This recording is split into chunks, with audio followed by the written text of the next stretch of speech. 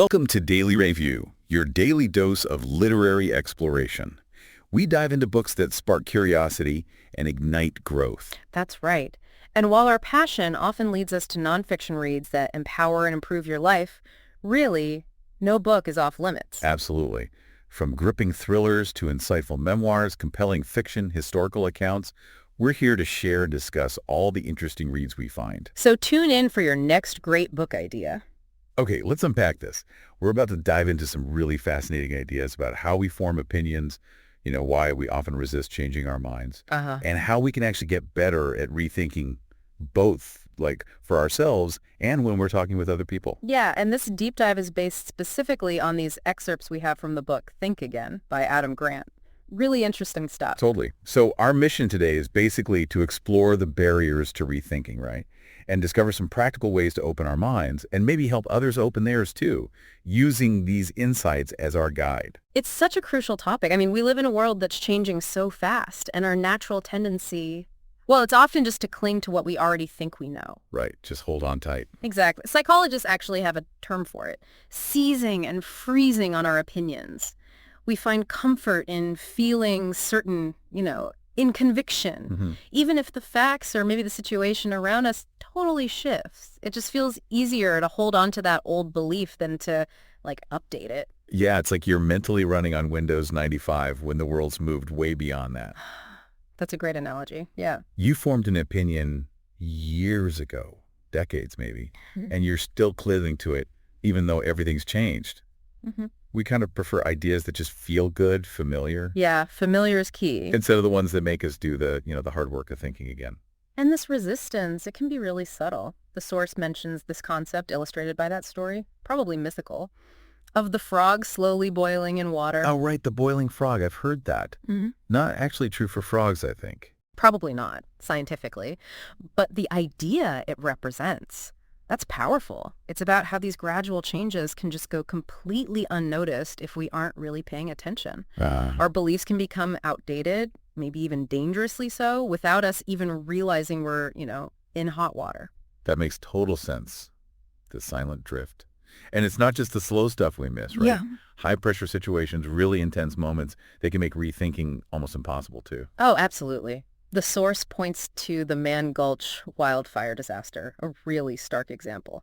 Under that kind of intense stress, people often just revert instinctively to what they've learned, their standard responses, rather than analyzing what's actually happening. Like muscle memory takes over, even if it's the wrong move. Exactly. The firefighters caught in that blow-up, the source says they had no chance to stop and think. Their usual tools, their usual methods weren't working. But the sheer pressure, it just made it incredible. Wow.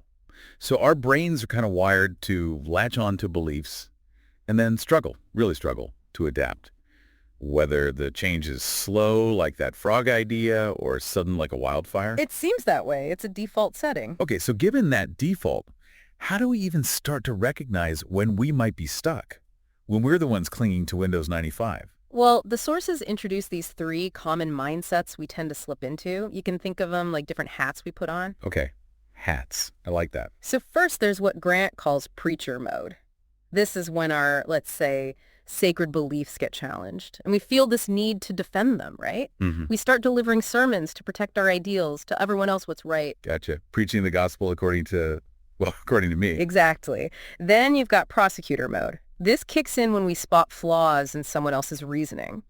We start building our case, gathering evidence to prove them wrong, and, win the argument. It's all about attacking the other side's position. You cross-examiner looking for every little hole. Right. And then finally, there's politician mode. This is when we're basically campaigning for approval. We're trying to win over our audience, get people on our side, seeking support for our views, like we're selling our idea. Trying to build a coalition for our belief. Okay. And the real risk with all 3 of these, preacher, prosecutor, politician, as the source highlights, is that you can get so wrapped up in, preaching your truth or prosecuting the flaws in their logic or politicking for support that you completely fail to step back and rethink your own initial position. You're just too busy performing conviction to actually question it. Performing conviction. Yeah. That really hits home. The example is Stephen Greenspan. The guy who invested with Bernie Madoff. Yeah. That's such a striking way. The source shows how all 3 modes can just blind you. It really is. I mean, think about it. When his sister, who'd supposedly made money with Madoff, was pushing it, she was totally in preacher mode about her success. Right. This is amazing. You have to get in. Exactly. And then Greenspan himself, he apparently went into prosecutor mode against a friend who tried to warn him. He just dismissed the friend's doubts as, quote, knee-jerk cynicism instead of actually, listening to the points. Wow. Didn't even consider it. And you could argue he was also in politician mode, kind of influenced by the general approval, the prestige around Madoff. He wanted to be part of that in-crowd investing there, seeking that social validation. So all three modes just converged. Preacher influence, prosecuting the warning signs away, politicking to belong, leading to a really catastrophic blind spot. Okay, so if those are the modes that stop us from rethinking, what's the ideal? What should we be aiming for? That's what the source calls the scientist mindset. And the core idea here is really active open-mindedness. Okay. It's about searching for reasons why you might be wrong, not just looking for evidence that proves you're right. It means you question your own arguments, you test your assumptions, and importantly, you revise your views based on the evidence you find. So you're teaching from data, from observation. Right. Not just from your gut feeling or your deeply held conviction. It sounds like it really starts with a foundation of, doubt and curiosity instead of certainty and being defensive. Precisely. And that foundation is what the source calls intellectual humility. Basically, knowing what you don't know. Okay. It's not about thinking less of yourself. It's more about thinking less about yourself, if that makes sense. Recognizing your own ignorance is kind of the doorway to doubt. And doubt. Well, doubt sparks curiosity, and curiosity fuels rethinking. That makes perfect sense. Yeah. If you think you already know everything, why would you ask any questions? Exactly. And here's a paradox. Lacking competence can actually make us blind to our own incompetence. This is that famous Dunning-Kruger effect. Ah, yes. The less you know, the more you think you know. Pretty much. People often wildly overestimate their knowledge, sometimes even on subjects that are completely made up. Seriously. Fictional topics. Yeah, it's been shown in studies. But the source reveals something even more concerning, I think. Intelligence itself. Like being smart can sometimes make rethinking harder. Wait, what? Being smarter makes it harder to rethink. How? Well, the source points out that people who are skilled in areas like, say, math can actually be worse at evaluating evidence that contradicts their existing beliefs, especially on really emotionally charged topics like the example given is gun laws. So being good at math makes you more likely to misinterpret data that challenges your view on guns. That seems backwards. It does, right. But the explanation in the source is that biases we all have, like confirmation bias, Right. Seeing what we expect or want to see, and desirability bias, seeing what we wish were true, these can essentially weaponize our intelligence against finding the truth. Weaponize intelligence. Wow. Yeah. If you're smart and you already strongly believe something, you can use your cognitive skills, your math ability even, to find really sophisticated ways to rationalize away or misinterpret data that doesn't fit. You build a stronger case in your preacher or prosecutor mode against the contradictory evidence. So your own intelligence helps you dig your heels in deeper when you're wrong. That's a really critical point. We need to watch out for how our own smarts might be helping us rationalize mistakes. Okay, so what about the flip side? Feeling like you don't know enough, like you're faking it. Right. That brings us to imposter syndrome, that feeling of being a fraud, which, interestingly, often hits really high achievers. Yeah, I've heard a lot about that. And while it can feel awful, the source suggests it can actually be reframed, turned into an advantage if it pushes you to rethink and grow. Okay, how? Well, there's this great example of Hala Tomasdottir when she was running for president in Iceland. She apparently felt like an imposter, but she embraced it. She called it confident humility. Confident humility. I like that pairing. Yeah.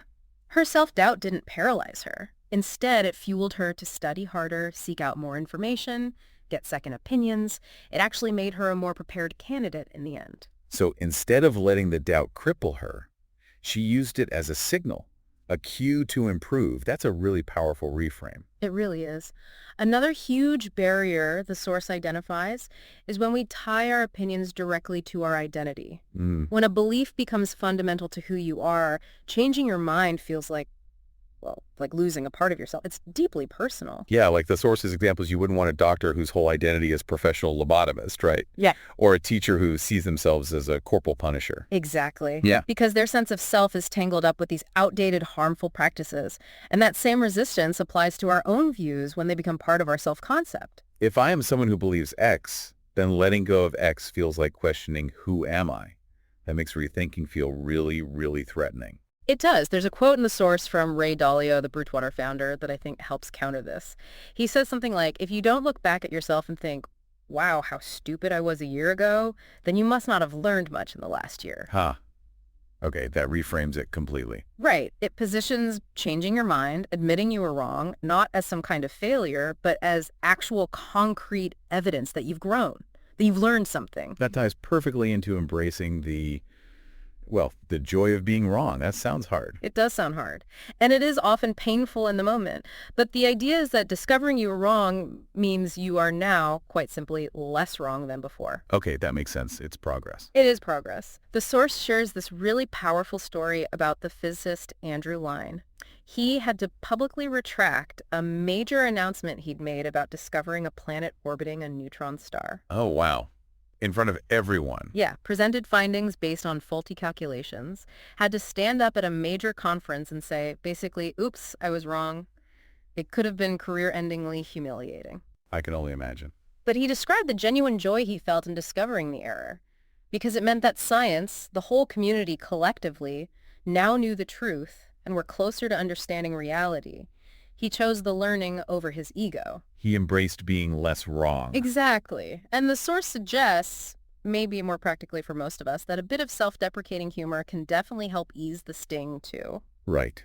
Laughing at yourself a bit. Okay, so the joy is in the step forward for knowledge, not dwelling on the personal mistake. Precisely. And one last big barrier on the individual level. The source encourages detaching from outcomes when we evaluate decisions. What do you mean? Like detaching from whether it worked out or not? Exactly. We tend to judge a decision solely by the result. Was it good? Was it bad? But think about it. A good outcome that came from a really flawed process, that's just luck. And the source uses some NASA examples here, like the Columbia disaster, or that scary incident where astronaut Luca Parmitano's helmet filled with water during a spacewalk. If you only focus on the eventual tragedy or the near disaster, you miss the chance to examine the process flaws that allowed those risks to build up, or those errors to be missed in the first place. You got it. So instead of just asking, did it work out okay, we need to ask, how did we actually decide to do this? Okay. The source calls this process accountability, evaluating how the decision was made, how thoroughly were options considered, what data was looked at, who was consulted, regardless of the outcome. Right, because a bad process that lucks into a good outcome is dangerous. It reinforces bad thinking. Exactly. While a good process that leads to a bad outcome, well, that might have been a smart experiment that teaches you something incredibly valuable. Okay, that's a lot to chew on for rethinking our own minds. How do we switch gears now and apply these ideas to, well, encouraging rethinking in other people, especially when disagreements can feel so much like battles? Yeah, the interpersonal side is tricky. A really foundational shift, the source suggests, is often just talking less and listening more. Simple advice, but hard to follow sometimes. It really is. One practical tip is to try and increase your question-to-statement ratio when you're in a disagreement. Ask more, state less. Got it. And crucially, when you do ask questions, focus on questioning how W, not WHY. Ooh, okay, tell me more about that. Why is how better than why? Well, think about it. Asking, why do you believe that crazy thing? Especially if it's a belief you find extreme or just disagree with strongly, it almost always triggers the other person's defense mechanisms. Yeah, it sounds like an attack. Puts them right on the defensive. Exactly. It feels like an interrogation. And what happens, they usually just double down emotionally, maybe state their position even more forcefully. Dig their heels in. But asking how they arrived at that belief, or maybe how a policy or idea they support would actually work in practice, that shifts the whole interaction. How so? It encourages them to think through the logistics, the evidence they use, the potential consequences, and often in doing that, they might start to see gaps in their own understanding or their own logic. It triggers their rethinking process without you having to directly attack their conclusion. Ah, so you're helping them discover the holes themselves. Precisely.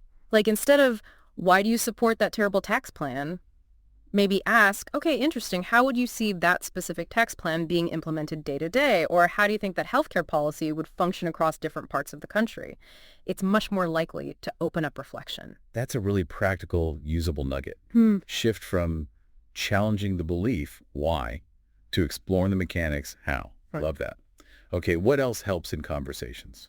Next up, Try to approach disagreements as dances, not battles. Dances, not battles. The goal isn't to conquer the other person, right? It's more about finding some common ground, maybe achieving some mutual understanding, even if you don't end up fully agreeing. So find something you can connect on first. Yeah, start by finding something you can agree on, or maybe acknowledge some validity in part of their perspective that signals you're willing to sort of negotiate the truth, and it makes the other person much more likely to actually listen to what you have to say. Find alignment before you dive into the differences. Makes sense. Also, when you are presenting your side, your arguments, the source points out that sometimes less is often more. Less is more. You mean fewer arguments. Yeah. Piling on too many different reasons can actually backfire. It can make your audience more skeptical, not less. Really? That feels counterintuitive. I think more reasons equals a stronger case. I know, right? But the source mentions a study with alumni donations. People were actually less likely to donate when they were given a whole bunch of different disparate reasons compared to when they were just given one or two strong, coherent ones. Huh. Why would that be? Well, the thinking is maybe too many arguments signals desperation. Or maybe it just gives people more individual points to find flaws with, potentially diluting your strongest points. Interesting. Okay. Quality over quantity for arguments. What else about persuasion? Another key point is about confidence. Expressing moderate confidence rather than absolute certainty or deep uncertainty can actually boost your credibility and persuasiveness. Moderate confidence, not I'm 100% right, but also not I have no idea. Exactly. Think about expert witnesses in courtrooms. The source notes they're often seen as more trustworthy and persuasive when they express appropriate certainty they know their stuff, but they aren't rigidly dogmatic. They acknowledge complexity. Right. It signals that confident humility again, shows you're open, which invites dialogue. Precisely. It doesn't shut the conversation down. The example of Michelle Hanson's cover letter fits here too. She apparently led by acknowledging her lack of specific experience before she highlighted her relevant strengths. That showed self-awareness, invited them to see her potential rather than pretending she knew everything. So instead of trying to hide any uncertainty, you acknowledge it, but frame it with moderate confidence in your overall ability. That feels way more authentic. Absolutely. And this whole approach kind of leads into the power of motivational interviewing. Okay, I've heard that term, often in like therapy or coaching context. Exactly. It's a technique focused on helping people explore and resolve their own ambivalence about change, primarily by listening to them. Listening, not telling. Right. It's about asking open-ended questions, reflecting back what they say, and helping them articulate their own reasons for rethinking or changing. You're listening for what's called their change talk. So you're basically acting as a facilitator for their internal process, helping them find their own motivation to shift gears. You got it. And the source shares this incredible, just really powerful story of Daryl Davis. He's a Black musician who deliberately sought out and befriended members of the Ku Klux Klan. Wow. That takes immense courage. Unbelievable courage. And instead of confronting them with anger or arguments, he just listened. He built relationships. He found common ground, sometimes literally bonding over blues music. Music, okay. And just through persistent personal interaction, by being himself, he challenged their stereotypes face to face. And the result, he got dozens, maybe hundreds of Klansmen to leave the organization and actually give him their robes and hoods. That's extraordinary. Yeah. He didn't argue them out of it. He helped them rethink themselves by showing them the humanity of the other side. Exactly. He humanized himself to them, and in doing so, helped them see the flaws in their own ideology. It shows how connection and listening can dismantle even deeply, deeply ingrained prejudice. It moves beyond the group label to the individual. Wow. And that connection piece is key. Finding shared interests, like Davis with music, helps break down that animosity. The source mentions research on sports rivalries, think Red Sox versus Yankees fans. Okay, yeah. Fierce rivals. Super fierce. But the research shows how arbitrary these group lines can be. If you ask fans to, say, list positive things about their rivals, or just imagine how they'd feel if they'd been born in the rival city, it can actually start to destabilize those rigid negative stereotypes.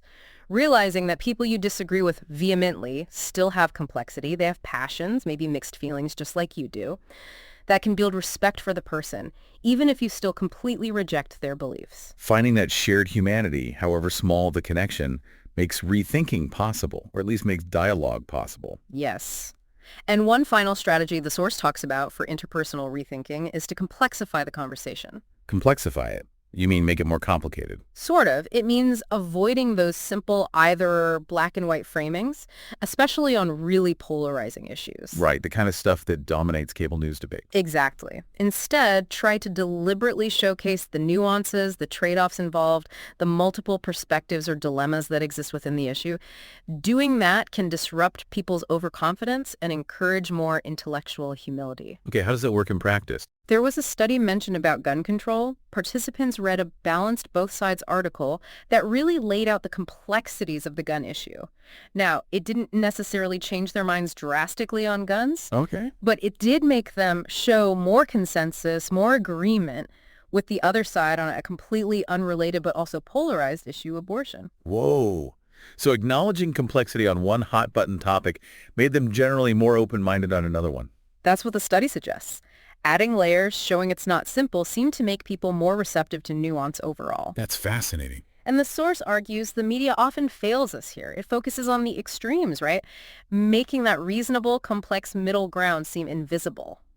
Think about climate change coverage sometimes. Yeah, it's often presented as two warring camps. Right. And that can make people who actually hold more nuanced views feel kind of alone, isolated, and maybe less likely to speak up or engage. The source makes a great point that acknowledging uncertainty, including caveats like scientists do all the time in research papers, that can actually increase trust, not decrease it. Because it shows intellectual honesty. Yeah. You're not pretending it's simple when it's not. Exactly. Trust is built on acknowledging the full picture, warts and all, including the tricky or uncertain parts. Okay. Wow. This is really interesting stuff. So thinking about all this, the challenges, the individual tools, the ways to encourage rethinking in others, how does this stretch beyond just debates and conversations? How does it apply to like our work lives, our organizations, just life? Oh, the principles apply absolutely everywhere. Think about creating learning cultures in organizations. That's huge. Right. Companies always talk about being learning organizations. But to actually be one, you need psychological safety. That's paramount. It means creating an environment where people genuinely feel safe to admit they made a mistake or to ask a question they worry might sound stupid or to voice a concern, all without fearing they'll be ridiculed or punished. That's psychological safety. It's the bedrock, right? It allows the uncomfortable truths, the potential problems, to actually surface so they can be dealt with. So rethinking can happen. Exactly. Studies like the big one Google did have shown it's fundamental for high-performing teams, and leaders have a massive role to play in modeling this. How so? By being open themselves. Admitting their own knowledge gaps. The source mentions Melinda Gates apparently used to carry a card with questions she needed answers to. That kind of action shows everyone else it's not just okay, but actually valuable not to have all the answers. It encourages others to speak up, share their insights. So it shifts the focus. It's not about the leader being the smartest person in the room. Right. It's about the leader creating a space where everyone can contribute and learn together. Exactly. And in that kind of learning culture, the source suggests maybe we should aim for better practices instead of always chasing best practices. Better versus best. What's the distinction there? Well, best practices can kind of imply a static endpoint, right? Like, we've found the best way, learning is over, no more questions. Ah, okay, we've arrived, stop thinking. Yeah, whereas better practices acknowledges that things change, that there's always room for improvement, always a reason to keep questioning and rethinking. It keeps the learning process alive. Always a next step, not the final step. I like that. And this applies so profoundly to our own lives, our careers too. The source really challenges that conventional wisdom of needing a rigid 10-year plan. Oh yeah, the dreaded 10-year plan question. Right. Because our interests evolve, the world changes in ways we can't predict, unexpected opportunities pop up. What you were passionate about last year might not be what drives you this year at all. So true. So the suggestion is maybe plan for the next year or two. Yeah. Stay open. Allow yourself to rethink your path as you gather more information, as you change. There's this great analogy from the writer E.L. Doctorow about driving through fog at night. You can only see as far as your headlights beam, right? Just a little patch of road ahead. But you can make the entire trip that way. You don't need the whole map perfectly illuminated from the start. You just need enough visibility for the next segment of the journey. Keep adjusting based on what you see. That's a fantastic metaphor. Isn't it? So regularly checking in on your goals, your passions, is crucial because both you and the world around you are constantly shifting. And the source makes another powerful point here. passions aren't always just found fully formed, like discovering a treasure. Oh. Often they're developed through effort, through getting engaged with something, through learning more about it. So rethinking what you could be passionate about and giving new things a real try, that's key. So passion can grow with experience and effort. Yeah. And finding meaning in your work. The source suggests rethinking that too. Maybe think about how much worse off other people would be if your job simply didn't exist.